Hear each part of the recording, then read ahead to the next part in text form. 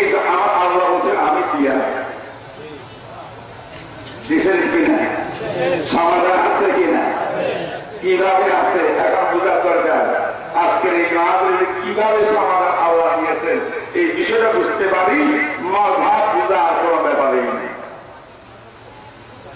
মুহতারাম হাজিরিন, আল্লাহ পাক রব্বুল আলামিন সূরা মায়েদার ভিতরে এতটুকু বলছেন যে ইসলাম বিধিবিধানকে পরিপূর্ণ করে দিয়েছি, কিন্তু পরিপূর্ণ করার পদ্ধতি ব্যাখ্যা আল্লাহ এই আয়াতে দেননি। কোরআন শরীফের আরেক জায়গায় দিয়েছেন। আপনারা জানেন, অনেক কারণে মুখে শুনেছেন, কোরআন শরীফের একটি আয়াত অস্পষ্ট থাকলে আরেকটি আয়াতের মাধ্যমে তার ব্যাখ্যা বিশ্লেষণ হয়। কোরআনের আয়াতে অস্পষ্ট থাকলে অনেক সময় রাসূলের হাদিস দ্বারা তার ব্যাখ্যা করা হয়। এইভাবে কোরআনের তাফসীর করে সূরা মায়েদার এই আয়াতের তাফসীর করছেন আল্লাহ পাক সূরা নিসার 59 নম্বর আয়াতে বলে, সূরা মায়েদার 3 নম্বর আয়াতে দিনকে পরিপূর্ণ করছেন। এই আকমালতু পরিপূর্ণ করা এই শব্দটার ব্যাখ্যা বিশ্লেষণ করেছেন আল্লাহ পাক কোন সূরা কোন নম্বর আয়াতে? সূরা নিসার 59 নম্বর। এবার ভালো করে বুঝতে হবে, আল্লাহ সবাইকে তৌফিক দান করুন। আমার ছোট ভাইদের থেকে আমার কাছে আরো ভালো লাগতেছে, এরকম আমরা মুসলমান নবীর উম্মত, আমরা পরস্পর মারামারি বিরাট করিয়া দুশ্মনকে হাসাই করে লাভ নাই। যদি বুঝে না আসে, ভুল বুঝে কারণে আমরা বিভক্তি হয়ে যেতেছি। আসুন বসুন, বারবার আহ্বান জানাচ্ছি, বাংলাদেশের টেকনাফ থেকে তেতুলিয়া পর্যন্ত সমস্ত লামাধারীদেরকে চ্যালেঞ্জ করেছি, আসো আমাদের সামনে বসো, প্রমাণ যদি করতে পারো মুসাফার শ্রী কান ধরে ঘোষণা দেবো এই বাংলাদেশে আর বাধা থাকবে না।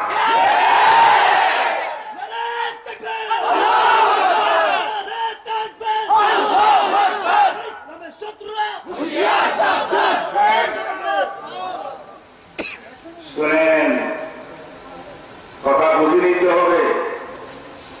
সূরা নিসা 7 নম্বর আয়াতে আল্লাহ বলেন, ইয়া আইয়ুহাল্লাযীনা আমানু আতিউল্লাহ ওয়া আতিউর রাসূলা ওয়া উলিল আমরি মিনকুম ফাইন তানাযাতুম ফি শাইইন ফারুদ্দুহু ইলাল্লাহি ওয়ার রাসূল।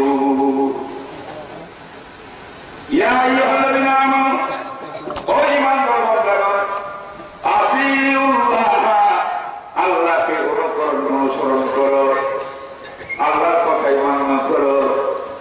আল্লাহর কথা মান্য করার অর্থ মুফাসসিরিনে কেরাম বলেন, কোরআন শরীফকে শরীয়তের 1 নম্বর দলিল মানো।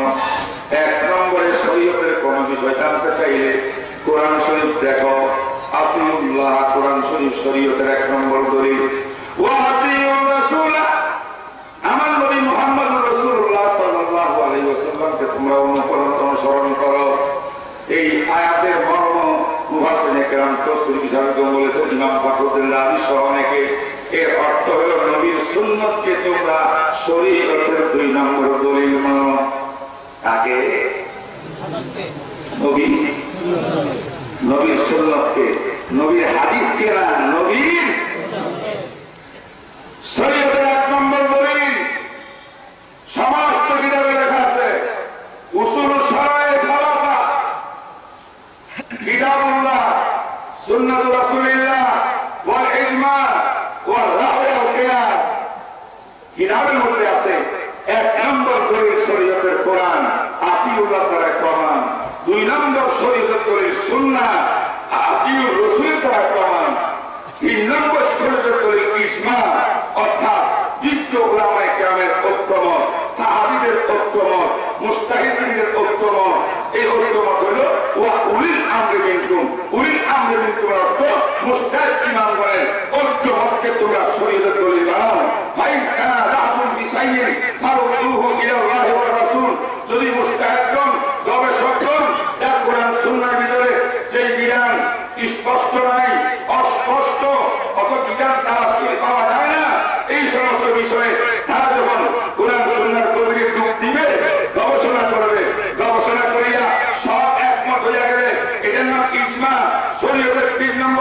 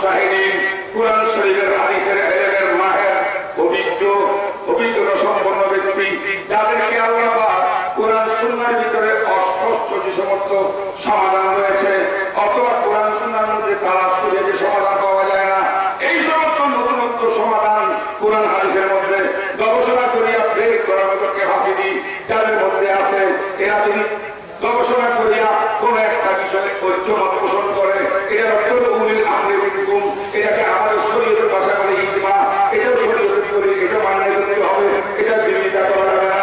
3 নম্বর, ওই সমস্ত আলেমরা গবেষণা করতে করতে যদি এক ইমামের গবেষণা একরকম হয়, এক সাহাবীর গবেষণা একরকম হয়, ভিন্ন ভিন্ন গবেষণা আসে, তাহলে প্রত্যেকটি সাহাবীর গবেষণা, প্রত্যেকটি মুস্তাহিদ ইমামের গবেষণা, প্রত্যেকটি এটা একটা ফিকহ, এটা একটা মাযহাব, এটা একটা পথ, এই পথ আর মাযহাব এটাও শরীয়তের 4 নম্বর দলিল কয়টা? আল্লাহ পাক বলেন, আর ইয়ামা আকমালতু লাকুম, বলছি না আমি ইসলাম ধর্মের বিধিবিধানকে পরিপূর্ণ করেছি, পরিপূর্ণ করার পদ্ধতি ছাড়ছি। আমি কোরআনের মাধ্যমে পরিপূর্ণ করছি, সুন্নাহর মাধ্যমে, সুন্নাতুর রাসূলের মাধ্যমে পরিপূর্ণ করছি, ইজমা উম্মতের মাধ্যমে পরিপূর্ণ করছি। আমি ইমাম মুস্তাহিদের মাযহাব, ফিকহ, সিদ্ধান্ত, মত, পথ এর মাধ্যমে পরিপূর্ণ করেছি। আমি আল্লাহ শুধু কোরআনের মাধ্যমে শরীয়তের বিধিবিধান পরিপূর্ণ করি নাই, শুধু হাদিসের মাধ্যমে, সুন্নাহর মাধ্যমে পরিপূর্ণ হয় নাই, শুধু ইজমার মাধ্যমে পরিপূর্ণ হয় নাই, শুধু কিয়াসের মাধ্যমে পরিপূর্ণ হয় নাই। আমি আল্লাহ কোরআন, সুন্নাহ, ইজমা, কিয়াস তথা ইমাম মুস্তাহিদের গবেষণা, আরেক পাশায় ফিকহ, আরেক পাশায় মাযহাব, আরেক পাশায় পথ, আরেক পাশায় মত, এইটা সহ 4টা বস্তু দিয়া ইসলাম ধর্মের বিধিবিধানকে আমি পরিপূর্ণ করেছি। এবার বলেন, ইসলাম ধর্মের বিধিবিধান পরিপূর্ণতা লাভ করেছে কয়টা বস্তু দ্বারা? আমার কথা না, কোরআনের কথা। কোরআনের কোন সূরা? আয়াত নম্বর কত? 59। আল্লাহ এক জায়গাতে অস্পষ্ট বলছেন, সংক্ষিপ্ত আকারে বলছেন, আরেক জায়গায় ব্যাখ্যা বিশ্লেষণ দিয়েছেন। কোরআন ইফাসির বাযন, এক কোরআন এক আয়াত আরেক আয়াতকে বিশ্লেষণ দিয়েছে। এখন বুঝেন, এই কথাটা বোঝার পরে বোঝা গেল যে ইজমা এবং কিয়াস এই 2টা বস্তু কোরআন সুন্নাহ ছাড়া শরীয়তের দলিল। ইজমার অর্থ কি?